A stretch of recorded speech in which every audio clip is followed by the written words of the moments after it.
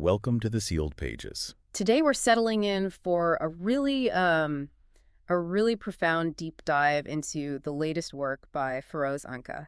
It's a philosophical, poetic essay titled Before Sentences. And it's an exploration that I think goes to the very core of the self. It's trying to find us really in that state before language has been born. Which is such a fascinating starting point. It is. And for those of you who have followed our journey through Anka's other works, you'll know he's a master at navigating that specific tension, that space between the structured world of systems and the much more delicate, unstructured world of the self. He always manages to eliminate what's truly human underneath all the modern noise, all the speed. Exactly. We've explored 5 of his books before this one, and each one maps a completely different terrain. Indeed. We started with Lines of the Void, which was this beautiful, poetic, philosophical journey. It was really asking whether we actually inhabit reality or if we're just, trapped inside our own maps. Our own symbols. Then after that came Paths to Myself. And that was a much quieter book, but so essential. It was a guide, really, showing a way out of the crowds, away from borrowed voices, and back toward solitude and a kind of inner harmony. I remember that one so vividly. And then What Remains Within, that was a series of meditations, prose poems, really, on all the unsaid words, on grief, and the almost fragile nature of strength. And on a kind of faith that somehow survives in the ruins. From there, the journey continued with the Geography of Truth. I loved that one. It was like a contemplative atlas. Yes, where these wounded geographies, these scars on the actual land, became direct mirrors of the human heart. It was just stunning. And most recently, we grappled with What Remains of Humanity in Modern Times, which was a fragmented text, but so piercing in its reflection on the psychological and moral erosion that's just inherent in our age of speed and disconnection. So that brings us to now. With more sentences, Anka turns his focus completely inward. It's not a critique of the world this time, but an exploration of one single foundational question. And that question is woven through every single page. It is. The whole book is seeking that version of the self that has not yet fallen into a word.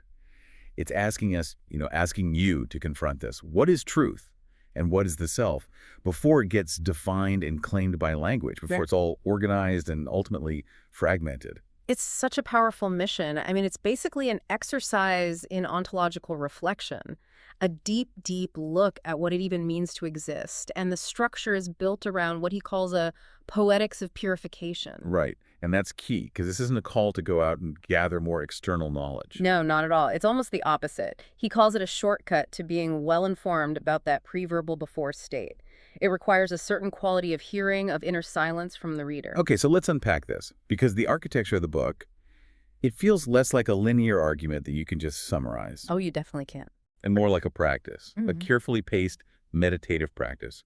He lays it out so explicitly as this continuous journey. You start in silence, you move through acquiring a sign, then the awakening of sound, the construction of a sentence, and then this profound, mature return to silence. And he treats each one of those stages as a shift in breathing, a shift in perception, which suggests the whole journey isn't really about the subject matter, is it? It's about the inner discipline you need to even access each of those stages. Absolutely. And the physical book itself, it prepares you for that shift. Yeah. Just looking at the cover, it's a perfect atmospheric reflection of the book's mission. It really is. You see this human head and it's carved out of these parchment-like tones. But the crucial thing, I think, is that it's hollowed out from within. It isn't emerging forward at you. It's recessed. It's recessed, yes. Yeah.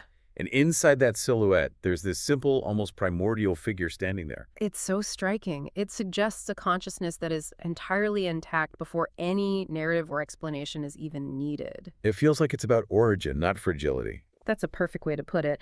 And the empty space, the space around and within that figure, it doesn't suggest loss or some kind of lack. It really hints at silence being a shelter. A protective boundary. Exactly. A place where thought hasn't learned to speak prematurely, and so because of that, it hasn't yet learned how to fracture itself. It really elevates the profound dignity of what remains unnamed, this heavy, silent presence. That's where the whole journey of the book begins. And he gives us a mantra for that almost right at the start.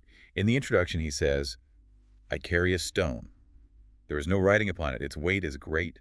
Weight does not speak, but it places me where I belong. And that's the threshold. That's where we begin. That stone analogy, it just immediately brings us right to that threshold. The opening of the book is a deliberate challenge. It's a challenge to you, the reader, to suspend that deeply ingrained impulse we all have. That urge to categorize everything. Yes, to understand, to categorize, to define something immediately. He's asking you to just listen, to pause the mental machinery for a moment. And that suspension is absolutely foundational to everything that follows. Anka puts forward this core concept that really challenges our reliance on communication. He says that truth existed even before language was born. Which means meaning is not dependent on speech. Not at all. The text flat out declares that speech begins in debt to meaning.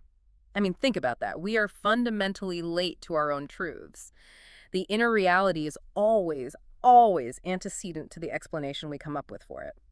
So if that inner self is standing right at that pre-verbal threshold, what does it state? How does he describe it? He describes the tongue as being asleep, suspended. And silence itself expands like a womb, carrying not the pulse of the body, but what he calls the vibration of first meaning. That is such powerful imagery. The silent gestation of truth inside of us, it taps into that almost uncomfortable feeling that the meaning is already there, fully formed. And we realize, as he says, I arrive at it only afterward. And that process of arrival is exactly what Chapter 1 explores in such detail. He calls it the morphology of silence. We're forced to understand silence not as the absence of noise, which is, a common modern error. The default definition, really. It is, but he defines it as a dense living structure, a substance that has tangible weight, even if that weight is unmeasurable by any of our instruments. He calls it care in a condensed state. We have to pause on that phrase, care in a condensed state. Yeah. It's so abstract, but it holds so much. Yeah. If silence is care, then that means that before we even speak, we're in a state of protection. But how does this substance, how does it manifest? How do we feel it?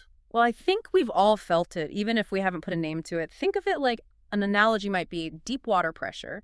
The surface of the water is chaotic. It's reacting to every external wind. It's full of chop. But if you go 100 feet down, the water is dense. It's still. And it feels like a supportive substance. That density. That's the silence.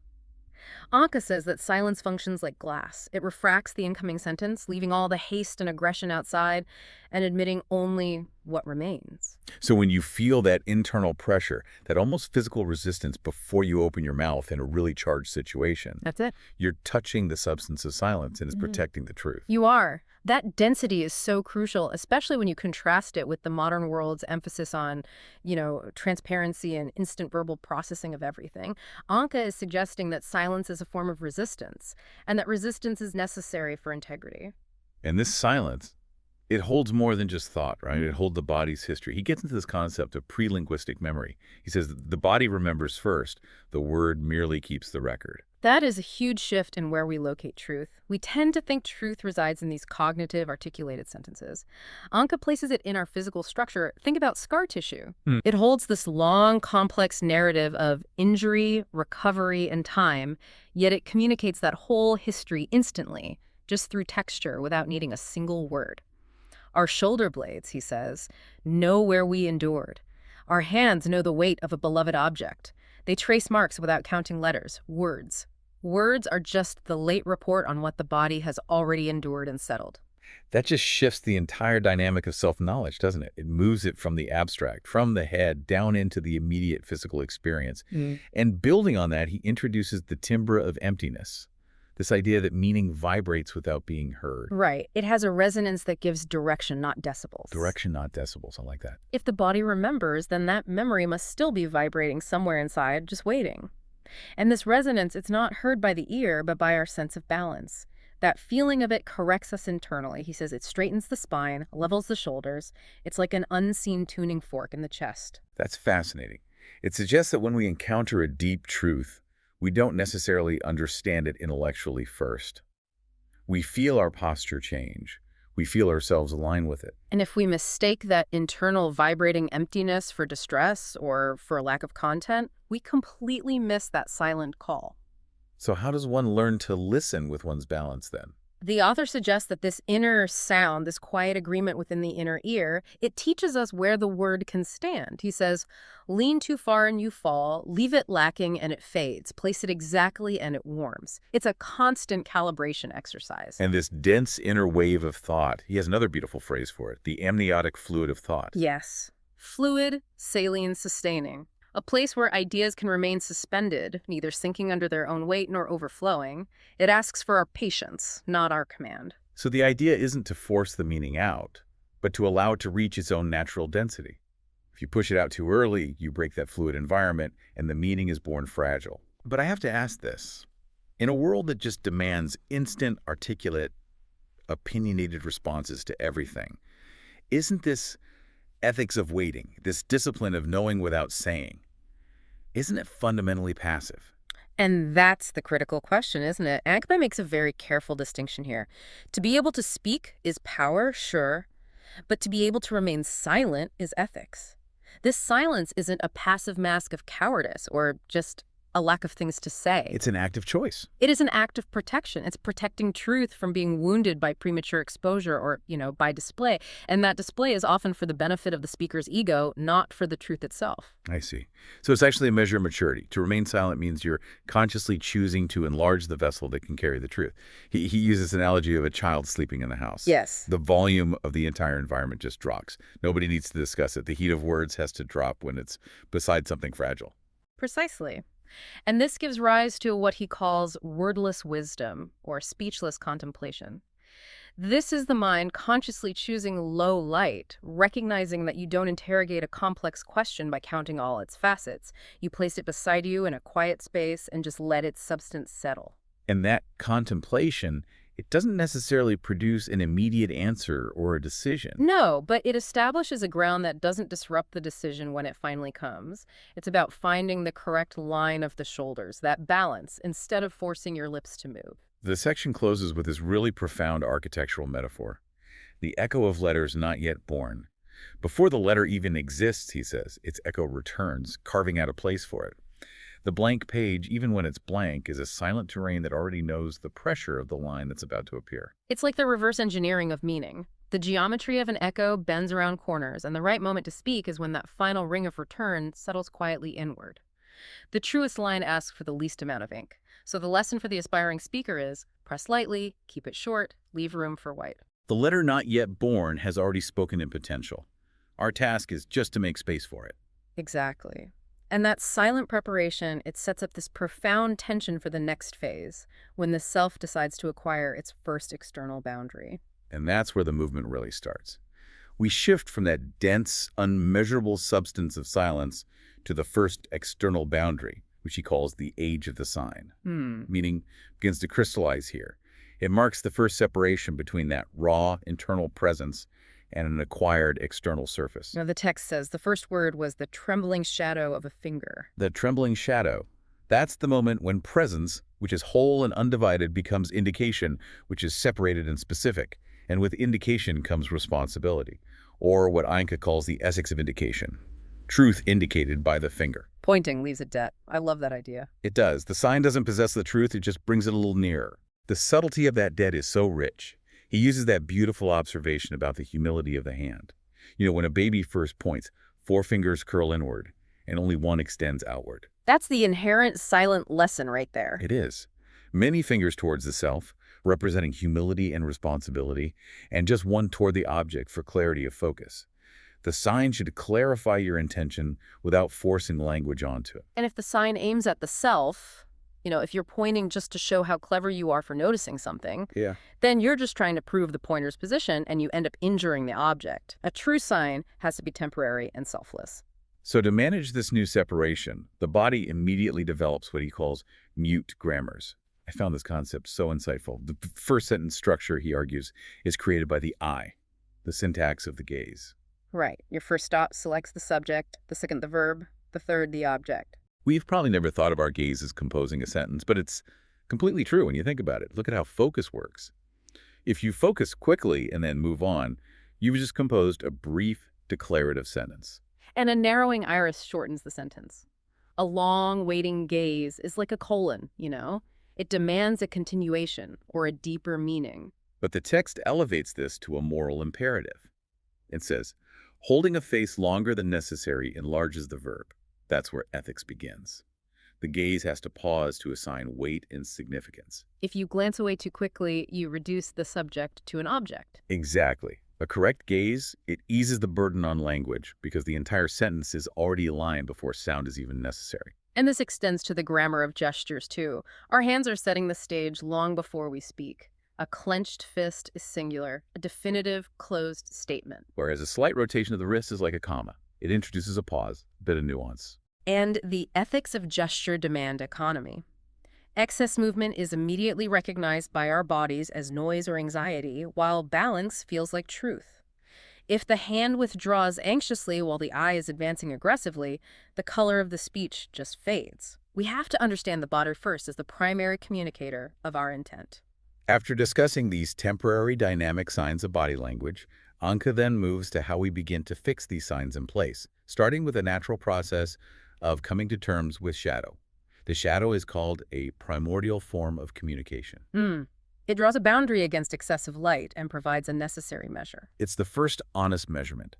Its function is so crucial, to show the line, the boundary, the edge, not to deliver the verdict. It's an agreement formed between the body and the light. When the shadow returns, the scene calms down. Excess remembers its boundary. And Anka warns against using the shadow as a shield, but he celebrates its courtesy. Showing the line allows a direction to be known, whereas a verdict prematurely fixes a person and limits their future movement.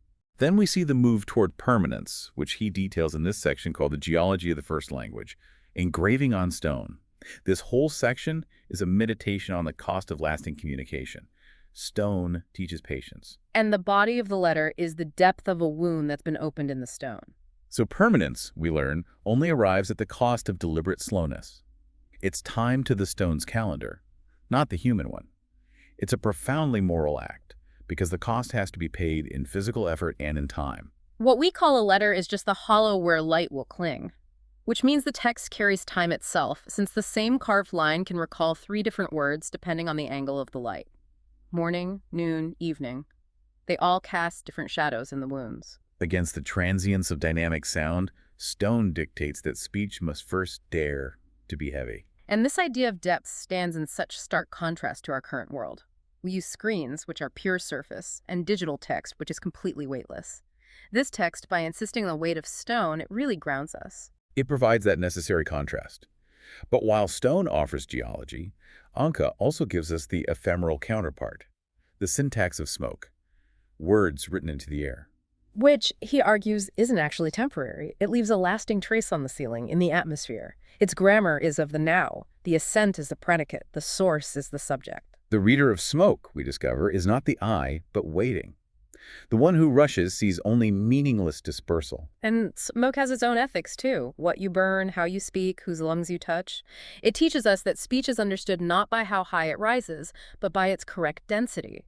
And its trace, though it quickly disperses from sight, it endures in the shared medium. All of this complex grammar of sign, stone, shadow, gesture, smoke, it leads to a critical realization about communication itself, the illusion of the sign. Anka notes that when the sign shines too brightly, like a lighthouse in the fog, the thing it's pointing to, the shore, it fades. You become focused on the power of the sign itself, not the reality it was meant to reveal. The proper sign, he argues, is just scaffolding. It has to be forgotten once you've crossed it. If the sign aims at the self, if the meaning collapses when the pointer's hand is lowered, then the sign was never truly pointing at the truth in the first place. All the titles, the professional jargon, the self-display, it all just multiplies loss. We have to accept the fading of the sign so that what is actually being seen can finally become visible. That transition is so beautiful. If the sign was the skin of the idea, what happens when that skin starts to vibrate and move?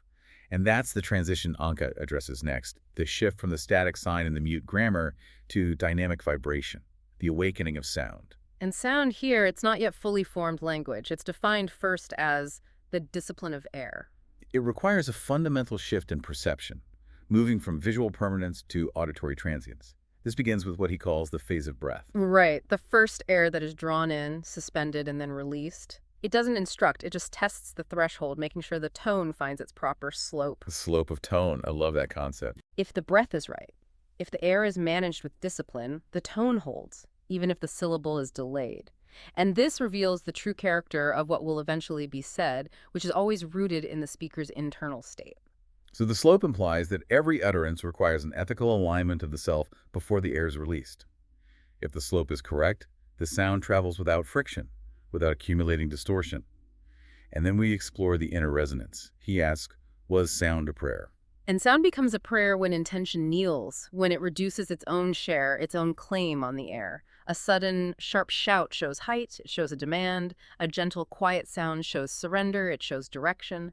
The goal is luminous, sound-amplifying light and clarity without lifting the cover from the stone, without demanding all the attention. I think we need a concrete example here. How does a simple sound function as a prayer or an ethical act? Well, Anka suggests separating the words from the tone. If the raw tone that remains holds a settling quality in your heart, then within that tone lies the kernel of truth. Even a simple, deep, when it's managed with the right slope of breath, it widens the chest and it settles the shoulders. It achieves internal order without declaring anything externally. Exactly. Prayer, before it asks for anything, is about reducing one's share. And sound has to follow that same ethical alignment.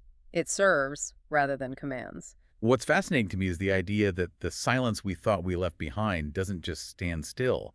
He calls it the vibration of silence, a microwave deep inside, which establishes order before the letter even takes shape. It's the foundational rhythm of the self. And this inner discipline is so vital when you're dealing with deep emotion. Think about the unworded cry, the sound of inner weeping. Anka argues this is not a call for help, but a request for witnessing. It's not meant to be amplified. It's meant to be protected. Yes, it's the sound made by air touching a tear, and it reminds the human of that essential, vulnerable human condition. This speaks so directly to how we respond to grief or distress in other people. If you hear that inner cry in someone, Anka's counsel is, you don't offer a hurried explanation or an intellectual solution. You close the curtain, you protect the space, and you steady your own breath. You pay the debt of presence, not explanation. Right. And then you contrast that profound, necessary ache with the ontology of humming. Humming is described as a steady line, a pillow for breath. A mode of being that dissolves tension without proclaiming any truth. It requires no effort, it seeks no stage, and it needs no applause. It's just accompaniment, softening the ground for thought. When that tension dissolves with just a simple or a quiet tune, we realize that a complex, articulate sentence didn't come, yet order was established.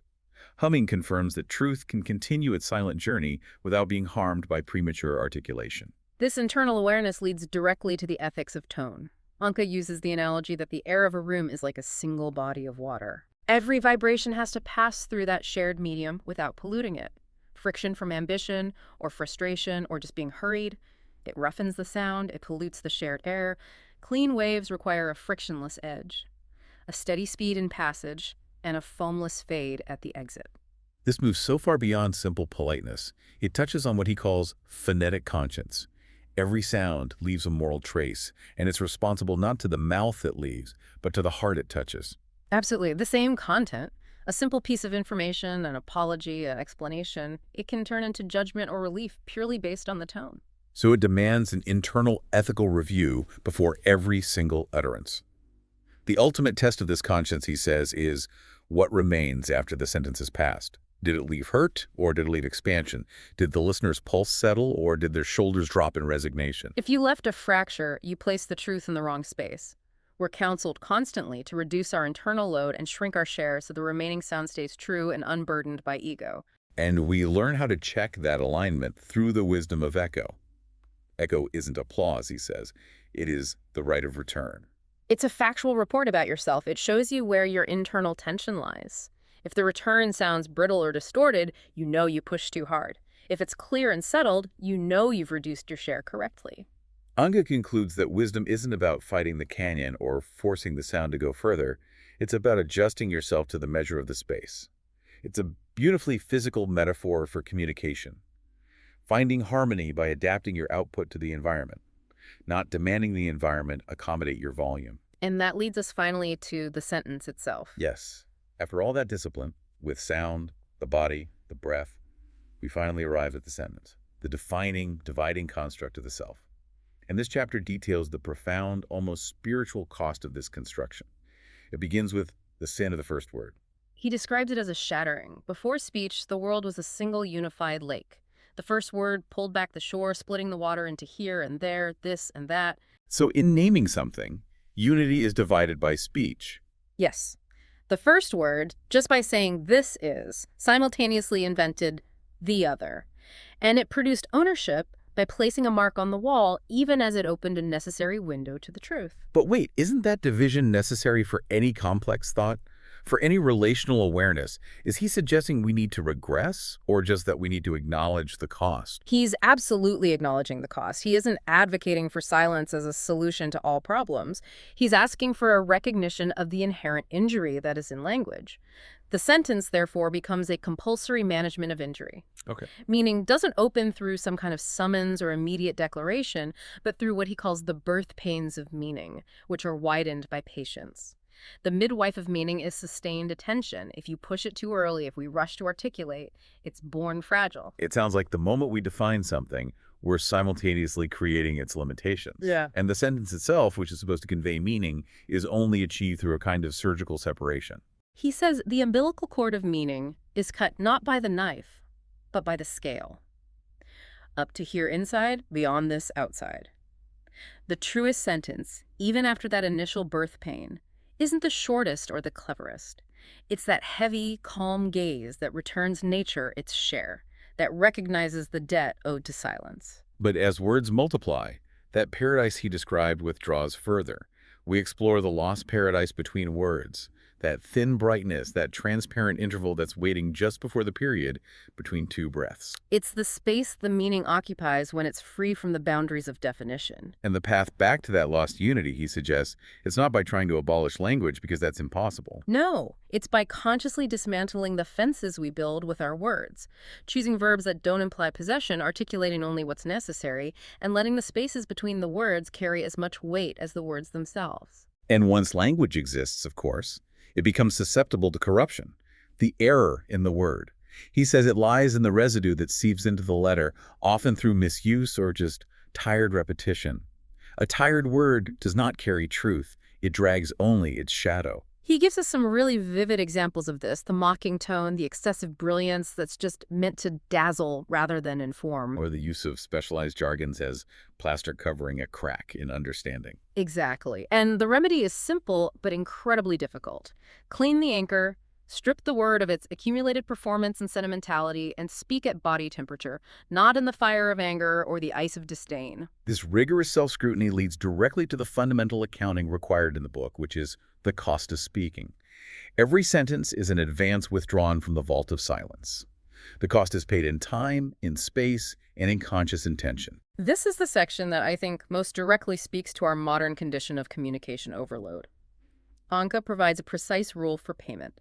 Before speaking, you have to pass through 3 doors. And if you cannot say yes to all 3, the counsel is very clear. Let your silence remain solvent.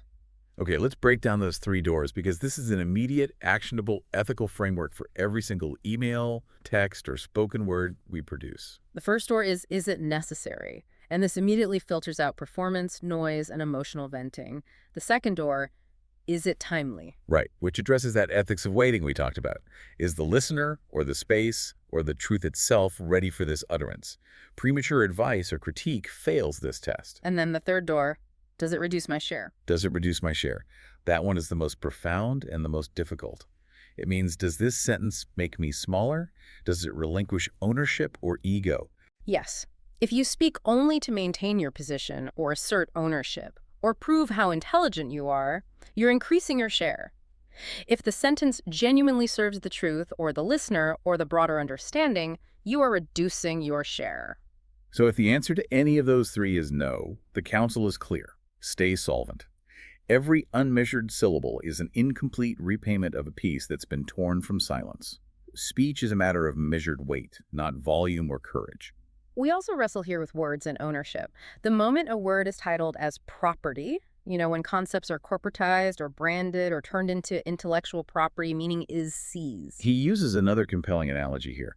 A word is a public fountain. When it's locked or reserved for an elite few or controlled by proprietary definitions, the water spoils. The honor of speech, he insists, is stewardship, not ownership. We have to return the word to the common, clean public domain of meaning. And this violation, it accelerates into the collapse of communication in modernity. In the age of speed, screens, and instant replies, the ubiquity of those three little boxes, sent, delivered, seen, meaning just fell silent. And the crucial missing fourth box, which Anka notes is the real measure of success, is understood. Speed pushes speech forward, it prioritizes transactional efficiency, but our breath is left behind, along with that ethical pause. We are trained to deliver, not to internalize or understand or wait. The modern speaker is judged on output, not on the quality of their internal resonance. So the remedy for this collapse isn't to leave the digital world entirely, but to rebind language to a slow space. We have to reduce a word to the weight a single gaze can carry. We're called to replace replying, that reactive instant urge, with placing. Placing not just the word, but the steady, connecting line that touches the human element. And that brings us finally to the post-sentence stage. It's described in Chapter 5 and the closure.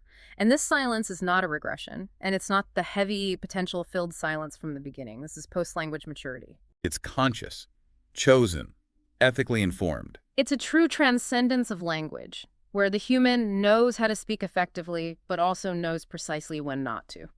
And the first essential lesson of this maturity is learning compassion from the collapse of meaning. When meaning collapses, when a conversation breaks down, when we encounter incomprehensible grief, or when our own structures fail, the first action is not to inspect the rubble or analyze the failure. It's to check the pulse. Yes. Compassion is redefined here as the art of distributing weight correctly. It's about replacing that intellectual, judgmental why with the practical, enduring, how do we endure this? Anka suggests that consolation must be a matte cover, not a clear glass. A matte cover protects the person from unnecessary glare. It protects the fragility of the moment rather than trying to provide transparent clarity or immediate answers. Compassion pays a debt of presence, not of explanation. It doesn't target the person who may already be suffering from judgment, but the pain itself. It ensures that as articulated letters fall away, the human needs balance and stability, not more intellectual scrutiny. And this profound inner state gives rise to what he calls wordless love. Love, he suggests, fits within the shelter the eye builds. It's the shadow of I am with you, a commitment that proceeds without commanding or demanding definition. It teaches us how to apologize and assure someone with just a fine tremor at the nose or a steady gaze, even when our lips can't form the necessary complex sentence. The commitment is physical and silent. The conscious practice of this maturity is what he calls the new silence, conscious withholding. This is distance engineering, turning the dial to the inner notifier, thickening the line between genuine internal need and external spectacle. It's the highest discipline. Maturity is gently lowering that inner hand that's always demanding the stage, the hand that insists on being heard or validated. You don't break that hand, you just gently lower it. And this allows the self to enter the post-language mind, knowing without thinking. The post-language mind is grounded in the present. It's reading not the map, but the steps of the terrain, using balance and intuition and consistency over abstract proof. The knowledge of silence teaches that truth is recognized not by loud proclamation, but by the stopping of leakage, the cessation of inner friction and unnecessary internal noise. The conscious act of not saying becomes more valuable than endless knowing. This culminates in the mind that can silence itself, the form of maturity.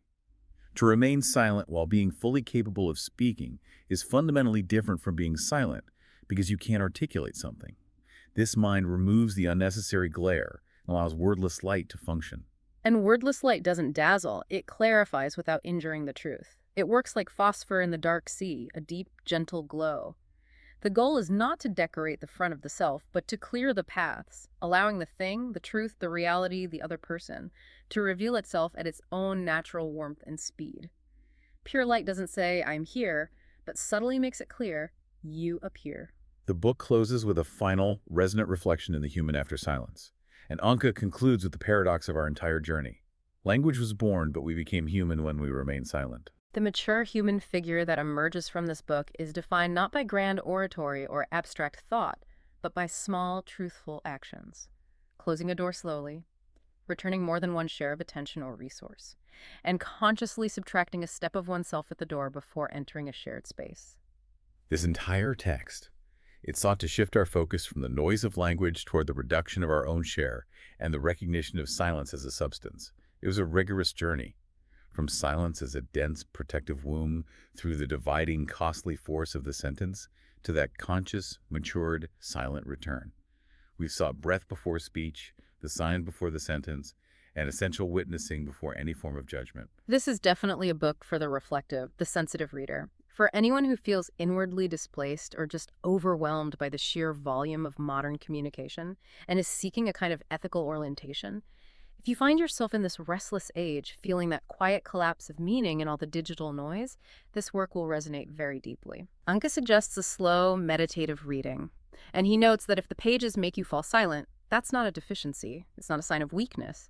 It's the sign of a place being reserved for you, a call to settle into that shelter. The final invitation, then, is to notice how your own inner map begins to shift quietly over time, to feel that internal pulse settle, and to locate your truth not in what you say, but in what you consciously withhold. So what does this all mean for the continuous cycle of communication in our lives? What happens to truth when the sentence never arrives?